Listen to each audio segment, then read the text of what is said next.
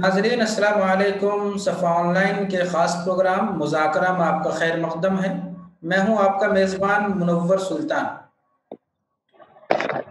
Corona एक आलमी वबा की शक्ल में गुज़श्ता साल से और आज तक ये एक सिलसिला है। कोरोना क्या है, इस बारे में बहुत सी तहरीरें आई, बहुत सी तहकीकात सामने आई, लेकिन आज तक मुतय्यन तौर पे ये समझ में नहीं आ सका कि ये क्या है और क्यों है। बदकिस्मती मुसलमानों की ये भी रही कि खुद मुसलमान तालीमी लिहाज से इस पोजीशन में नहीं हैं कि कोई मुस्बत तहकीक या कोई सही नतीजे तक पहुंच सकें। आज हम बात करेंगे एक दूसरे नुक्ते नज़र से। हम मुसलमान हैं और बहैसियत मुसलमान हमारी जिम्मेदारी है कि हर वाक़ये को, कि चाहे कि वो छोटा हो या बड़ा, उसको दीनी नुक्ते नज़र से समझें। उस वाक़ये के बारे में दीन में क्या हिदायत दी गई हैं। ये इतना बड़ा वाक़या, एक आलमी वबा, ये जिससे हम और आप गुजर रहे हैं, न सिर्फ हमारा मुल्क बल्कि पूरी दुनिया इस वबा से गुजर रही है। लोग हैरान और शशदर हैं और अब तो सूरत हाल ये है कि लोगों के अंदर डिप्रेशन बढ़ता जा रहा है, खौफ और दहशत का माहौल बढ़ता जा रहा है। इस सूरत हाल में ख़ास तौर पर इस जानिब तवज्जो देना और इस बात पे गौर करना ज़रूरी है कि दीनी नुक्ते नज़र से इसकी क्या तौजीह की जाए। कुरान मजीद में और ख़ास तौर पे सीरत में हमें क्या हिदायत मिलती हैं। तो आज हम इसी करेंगे कि इस तरह की जो वबाएँ आती हैं और ख़ास तौर पर जो वबा है, एक आलमी वबा, इस बारे में दीनी नुक्ता नज़र से क्या हैसियत है, क्या ये अज़ाब इलाही है, अज़ाब इलाही का पेश ख़ीमा है, उससे पहले का मरहला है, और फिर ये कि इससे निकलने की तदबीर क्या है। आज मेरे साथ मौजूद हैं इंतहाई अहम मेहमान, एक मुवक्कर आलिम दीन, बुज़ुर्ग शख्सियत जिनकी कुरान पे ख़ास तौर पे नज़र है और हालात पर भी इनका तज्ज़िया बहुत पसंद किया जाता है। मौलाना अज़हरी साहब दामत बरकातुहूम हमारे साथ मौजूद हैं। आज बात करेंगे और समझेंगे। सबसे पहले मौलाना आपका खैर मक़दम है हमारे प्रोग्राम में। आपने वक्त निकाला रमज़ान के हालात में भी। सबसे पहले जो बात जानना ज़रूरी है कि ये जो आलमी वबा है कोरोना की शक्ल में, दीनी नुक्ते नज़र से, इस्लामी नुक्ते नज़र से इसकी क्या तौजीह की जा सकती है? बिस्मिल्लाहिर्रहमानिर्रहीम। अल्हम्दुलिल्लाहि रब्बिल आलमीन वल आक़िबतु लिल मुत्तक़ीन वस्सलातु वस्सलामु अला सय्यिदिना मौलाना मुहम्मद अशरफिल खल्क़िल्लाहि अजमईन। बुजुर्गों, दोस्तों, भाइयों, बहनों, माओं, इस वक्त नजर आ रही है पूरी दुनिया में, वो हर शख्स अपने नुक्ते नज़र से उसकी तौजीह करता है, उसका तज़किया और तहलील करता है। मादी नुक्ते नज़र रखने वाले, मिसाल के तौर पर जब ज़लज़ला आता है या तूफान आता है या तेज सैलाबी बारिश होती है, तो उसकी तहलील करते हैं कि फना फना और समंदर के नीचे जो चट्टान है वो फट गई, इसके नतीजे में समंदर में उबाल आया और ज़लज़ला। इसी तरह से जो वाक़यात होते हैं उसकी साइंसी तौजीह, ये फना के नतीजे में ये हुआ, ये तो ज़ाहिरी है। लेकिन हम मुसलमान जो एक ख़ास अक़ीदा रखते हैं, वो अक़ीदा ये है कि अल्लाह ताला ने हम सबको पैदा किया है, इस कायनात का खालिक और मालिक है। कोई पत्ता उसके हुक्म के बगैर हिल नहीं सकता, ना कोई ज़र्रा उसके इजाज़त के बगैर उड़ सकता है, और पूरी कायनात को चला रहा है, निज़ाम को चला रहा है। कोई चीज़ उसके कब्ज़े से बाहर नहीं है। और जैसा कि तासुर दिया जा रहा है कि کہ لگام چھوٹ گیا ہے، ایسا نہیں. اللہ کے قبضے میں یہ کائنات ہے، اس کا ہر ذرہ اسی کے قبضے قدرت میں ہے. اس کا جو نظام ہے کائنات کا وہ یہ قانون ہے، ہمیں بتا دیا گیا ہے قرآن کے ذریعے سے کہ اس کے انسانی اعمال کے اثرات ہوتے ہیں.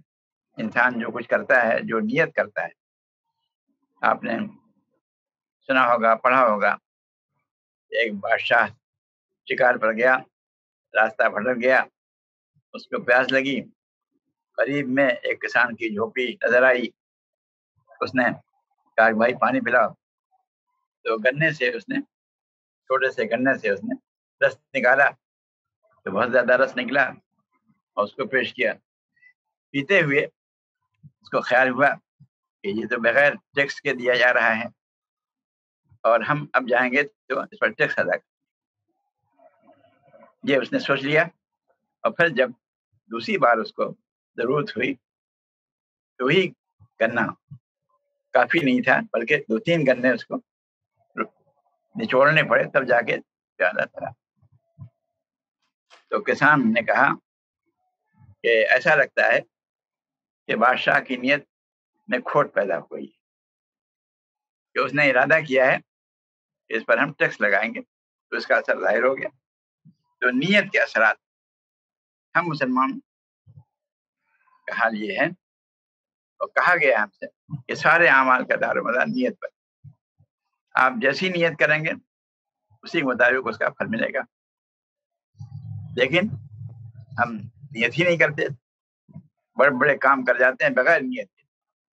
یہ تو نہیں کہہ سکتا کہ نہ کوئی کہتا ہے کہ سلمان بد نیت ہوتا ہے، بری نیت کرتا ہے، نہیں، نیت ہی نہیں کرتا.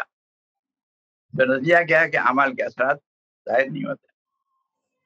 قرآن مجید میں ہے کہ نماز برائی سے، بے حیائی سے روکتی ہے، لیکن ہم نمازیں پڑھتے ہیں، ہماری زندگی میں ساری چیزیں موجود ہیں. کیوں؟ اس لیے کہ ہم نے نیت ہی نہیں کی، اس نیت سے کہ ہم کو نماز سے فائدہ ہوگا، ہم برائی بے حیائی سے روکیں گے. اس وقت جو صورتحال ہے کہ مسلمان کی زندگی کیا ہے، مسلمان جو کچھ کرتا ہے، جو نیت ہے، اس کے اثرات ہوتے ہیں. قرآن مجید جو اللہ کا کی کتاب ہے، وہ ہمیں اس نے جو اصول دیے ہیں وہ یہ کہ تم کو جو مصیبت پہنچتی ہے، کوئی بھی مصیبت، تو تمہارے کرتوت کا نتیجہ ہوتی ہے، اور اللہ تعالیٰ تمہارے بہت سے گناہوں کو معاف کر دیتا ہے. ایک جگہ ارشاد ہے، ظہر الفساد فی البر والبحر بما کسبت ایدی الناس، بحر بر میں فساد پھیل گیا ہے لوگوں کے کرتوت کی وجہ سے. تو یہ صورتحال ہے. حدیث میں بھی آتا ہے، اعمالکم اموالکم، جیسے تمہارے اعمال ویسے تمہارے حکام. اس طرح کی صورتحال ہے. ہم اس نقطہ سے دیکھیں، جائزہ لیں اپنے اوپر جائزہ کہ ہم کن کن برائیوں میں مبتلا ہیں، ہمارے اندر کیا کیا امراض ہیں. کیا کبھی ہم نے غور کیا ہمارے اندر حسد کا مرض ہے؟ کوئی ترقی کرنا چاہے ہم اس کے پیچھے پڑ جاتے ہیں. بغض اور کینہ ہمارے اندر ہے، اور غصہ ہم کرتے ہیں. اور اسی طرح سے جو ہم اخلاقی امراض ہیں، مال سے محبت ہے، اور اس قدر محبت ہے کہ ہم اسراف کرتے ہیں، فضول خرچی کرتے ہیں. شادی بیاہ میں کچھ دنوں پہلے ایک یہاں شادی ہوئی ایک صاحب کے یہاں، اس کے دادا پیسے کے محتاج، آخر میں انہوں نے محنت کی تو کروڑ پتی ہو گئے. اس کا نتیجہ کیا ہونا چاہیے تھا کہ اللہ کا شکر ادا کرنا چاہیے تھا. لیکن ہوا کیا، پوتے نے جو شادی کی اپنے بیٹے کی، تو دلہا کے لیے 40 جوڑا تیار کیا، اور دلہن کے لیے بھی 40 جوڑا، اور ہر جوڑے میں زیورات 40 تولہ سونا. اور پھر دونوں ہنی مون منا کے لیے امریکہ چلے گئے. 10 کروڑ روپیہ ایک شادی پہ خرچ ہوا. اور کیا حال ہے کہ مسلمان نوجوان بیکار چل رہے ہیں، ان کی تعلیم مکمل نہیں ہے، وہ بے روزگار ہو گئے ہیں، اوپریسی کا دورہ ہے، اور ان کے پاس کھانے کے لیے ایک دانہ نہیں ہے، یہ صورتحال ہے. تو ایسے میں اللہ کا عذاب نہیں آئے گا. ہر اسراف کے پیچھے آپ اگر غور کریں گے تو معلوم ہوگا کسی نہ کسی کا حق مارا گیا ہے، یعنی بہنوں کا حق نہیں دیا گیا. میراث میں حق ہے، اور اللہ تعالیٰ نے خود اس کو بیان کیا کہ تم کو یہ وصیت کی جاتی ہے کہ جیسے ہی صاحب جائیداد کا انتقال ہو جائے سربراہ کا، فوراً میراث کو تقسیم کرو جس کا جو حق ہے. اگر اس نے قرضہ چھوڑا ہے تو وہ دے دو، قرضہ نہیں چھوڑا ہے تو جس کا جو حق ہے پوری انصاف کے ساتھ دے دو، اور فوراً. لیکن اگر اس میں دے گے بڑا بھائی اگر ہے طاقتور تو یہ قابض ہے، نہیں دیں گے. ہم دیکھ رہے تھے اپنے باپ کے زمانے میں، ہم ہی تقسیم کریں گے کس کو کیا ملنا چاہیے. تو کیا ہے، ایک ایک لقمہ حرام کھانا مشکوک. جب مشکوک کھانا ہے، حرام کھانا ہے، تو عبادت بھی مشکوک. دعا بھی حدیث میں آتا ہے کہ وہ دعا کرتا ہے کہ دعا نہیں قبول، روتا کیوں جاتا ہے؟ کیوں کہ تمہارا کھانا حرام، تمہارا پینا حرام، تمہارا لباس حرام. ایک لقمہ بھی اگر حرام اور مشکوک جائے تو عبادت بیکار. اب ہم اس نقطے سے غور کریں اپنے اعمال پر کہ ہم جو زندگی بسر کر رہے ہیں عام طور پر وہ کیسی زندگی، حرام حلال کوئی تمیز نہیں. ایسا ملے کسی نہ کسی شکل میں، دھوکہ سے، دھڑی سے، بدیانتی سے، بے ایمانی سے، اور جو تجارت میں معاہدہ ہوا ہے کہ فلاں فلاں کو اتنا حصہ ملے گا، اس میں بھی بدیانتی کرتے ہیں. یہ صورتحال ہے. تمام امراض کا مجموعہ ہے ہم ہیں، اور پھر ہم تو کرتے ہیں کہ اللہ تعالیٰ ہمارے ساتھ جو ہے وہ معاملہ کرے گا، نرمی کا، شفقت کا، محبت کا. تو اس وقت خاص طور سے مسلمان سوچیں کہ ہمارے اعمال کو کیا ہوتا ہے. یہ سب چیزیں جو آ رہی ہیں تنبیہ، اللہ تعالیٰ کو اپنے بندوں سے محبت ہے، اور وہ نہیں چاہتا کہ ان کو کلی طور سے ختم کر دے. حضور اکرم صلی اللہ علیہ وسلم نے جو وعدہ کیا گیا تھا کہ یہ اس امت کو مکمل طور سے ختم نہیں کیا جائے گا، آزمائشوں میں ڈالا جائے گا. تو آزمائشیں آ رہی ہیں. کیوں آ رہی ہیں؟ تاکہ ہم سمجھ جائیں اور عبرت اور نصیحت حاصل کریں، اور اس پر غور کریں کہ ہم اپنے عمل کو، ہر شخص اپنے عمل کا ذمہ دار. کلکم رائن وکلکم مسئول عن رعیتہ، تم میں سے ہر شخص ذمہ دار ہے، اور گھر کا جو ذمہ دار ہے وہ اپنے گھر کا، جو خاتون خانہ ہے وہ اپنے بچوں کا، گھر کا ذمہ دار. اسی طرح سے ہم اپنی ذمہ داری کو پوری کریں. ہمارا کیا، ہم پر کیا ذمہ داریاں ہیں؟ ہم دوسروں پر تنقید کے لیے بہت آزاد ہوتے ہیں، جو چاہیں کہہ دیں، جو چاہیں بہتان لگا دیں، اور جو چاہیں اس پر الزام لگا دیں. لیکن خود ہم کیا ہیں، ہماری برائی کیا ہے، اس پر نظر نہیں پڑتی. اور اتنی ضرورت بڑھ گئی ہے کہ ہم صحابہ کرام تک کو نہیں بخشتے. تو یہ صورتحال ہے کہ ہم اپنی برائی پر نظر نہیں کرتے، دوسری کی برائی کو ہم کو جلدی نظر آتا ہے اور تنقید کر دیتے. اور یہ واٹس ایپ کا زمانہ ہے، ہم جو ہے پورے دنیا میں پھیلا دیتے ہیں اگر ہم کو پسند نہیں ہے. اس لیے سب سے پہلے ہر شخص کی ذمہ داری. حدیث شریف میں آتا ہے کہ اگر قیامت آ رہی ہو اور تم میں سے کسی کے ہاتھ میں کوئی پودا ہو تو وہ لگانے سے نہ چوکے. یعنی عام طور پر آدمی درخت لگاتا ہے یا کوئی کام کرتا ہے کیوں کہ اس کی اولاد جو ہے سے فائدہ اٹھتی ہے، لیکن قیامت میں ظاہر ہے ختم ہو جائے جلدی. تو یہ نہیں کہ ہم نہیں کھائیں گے تو دوسرے بھی نہ کھائیں، نہیں. اس نقطۂ سے کہ ہمارے لگائے پودے سے جو پھل ہوگا وہ ہماری آئندہ نسل سے فائدہ اٹھائے گی. ہم کام کریں تو تعمیری نقطۂ. ایک بات اور بھی یہ ہے کہ مغربی جو پروپیگنڈا ہے، میڈیا ہے، اس نے مشرق کے لیے منفی طرز عمل اختیار کیا. یعنی مشرق میں جو چیز پیش آئے وہ تخریب کی طرف لے جاتی، شر کی طرف لے جاتی، اس کے یہاں ترقی کوئی ہے نہیں. اس لیے ہم کو خاص طور سے مشرق کے لوگوں کو کہا جاتا ہے کہ تم تمام امراض کا مجموعہ.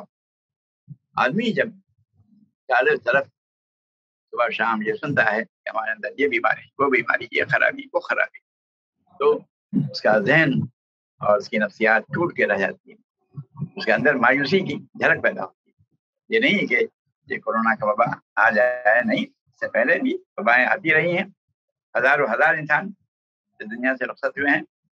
अभी माजी करीब में डॉक्टर अजीज मौलाना जकरिया साहब ने लिखा है कि हमारे वालिद साहब जो है कानपुर में एक एक घर से 3 लाशें उठाते थे, इसलिए कि ताउन का तो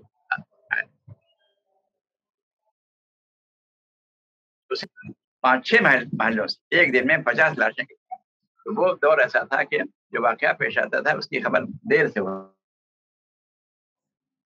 2 दिन के बाद।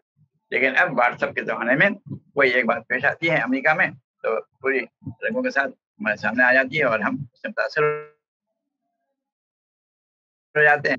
हमारी नफ्सियात या हमारा जहन जो है वो ये तस्वर करने लगता है कि वबा जो है चारों तरफ से आ गई है और हम पर घेरा तंग हो गया है। इन हालात में मायूसी की कोई जरूरत नहीं, अल्लाह पर भरोसा रखें। कुल्लमन अलैहा फ़ान, हर चीज जो है इस दुनिया में पानी होने वाली है। जो जिसका वक्त मुकर्रर है वो पूरा जैसे ही होगा उस दुनिया से रुखसत हो जाएगा। इसलिए अल्लाह का फैसला है, हमको हर हाल में उसी के फैसले पर राजी होना चाहिए। अगर हम नाराजी होंगे, हम मुतासिर होते रहेंगे तो क्या तीर मार लेंगे, क्या कर लेंगे हम? उसके निज़ाम में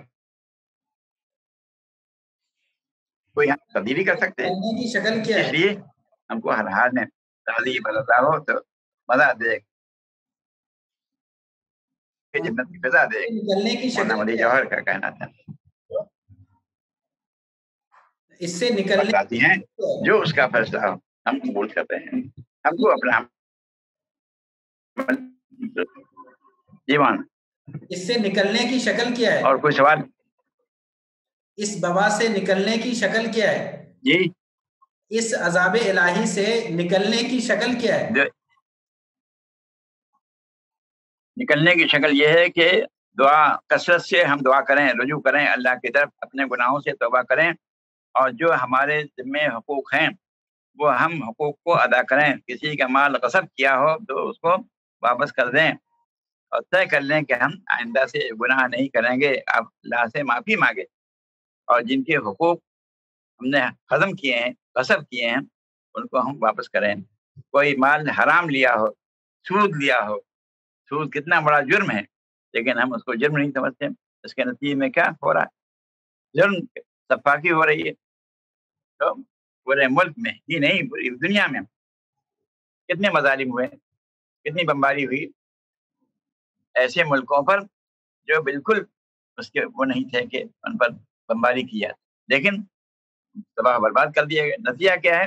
जिन लोगों ने जुल्म किया खुद उनके मुल्क में खुद अपने आप पर जुल्म करती है। और एक शख्स फायरिंग करता है, एक फायरिंग में 20-20 आदमी को मार देता है। ये क्या है? ये जुल्म का नतीजा है। जरूरी नहीं कि मशरक में जुल्म हो तो मशरक ही में उसका असर हो, मशरक में जुल्म होता है, मगरिब में उसके असरात होते हैं। हमें चाहिए कि अज़ाब इलाही को जो चीज़ें दावत देती हैं उससे हम बचने की कोशिश करें।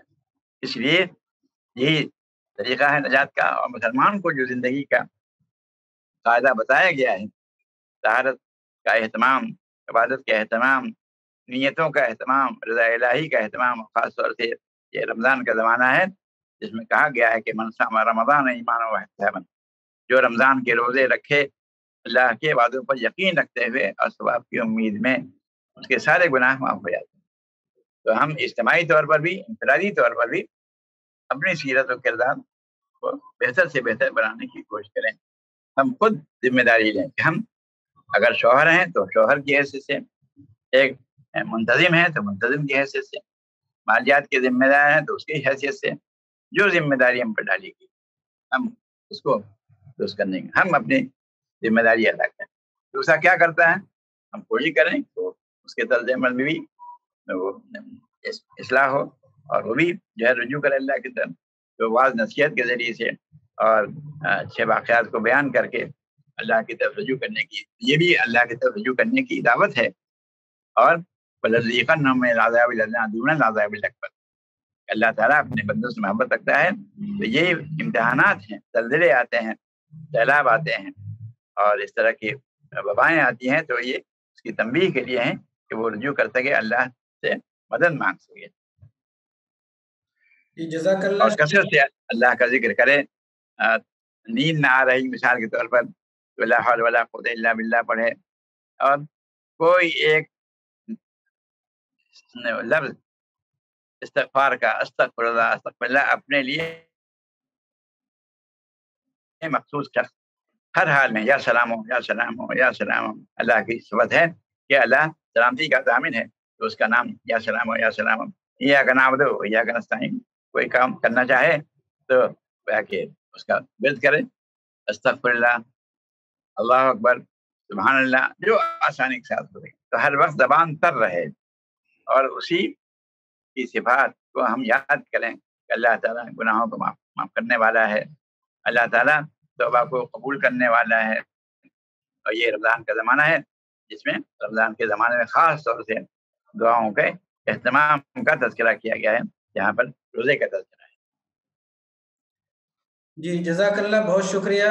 ابھی ہم گفتگو کر رہے تھے اس عالمی وبا کے دینی توجیہ کے بارے میں کہ اس بارے میں ہدایات کیا ہیں اور خاص طور پر مسلمانوں کو کیا کرنا چاہیے، اس وبا سے بچنے کے لیے کیا کرنا چاہیے. مولانا نے بڑی اہم گفتگو فرمائی کہ ہمیں اپنی زندگی کا جائزہ لینا چاہیے اور خاص طور پر حقوق کے بارے میں غور کرنا چاہیے، حقوق کی ادائیگی میں ہم سے کیا کمی ہو رہی ہے، اور اللہ تعالیٰ سے قربت کو بڑھانا چاہیے، تقرب اللہ اور اذکار کی کثرت خاص طور پر ڈپریشن سے نکلنے کے لیے بہت اہم چیز ہے. تو بہت ہی اہم اور قیمتی باتیں سامنے آئیں. اسی کے ساتھ ہمیں دیجیے اجازت. بہت بہت شکریہ. جزاک اللہ.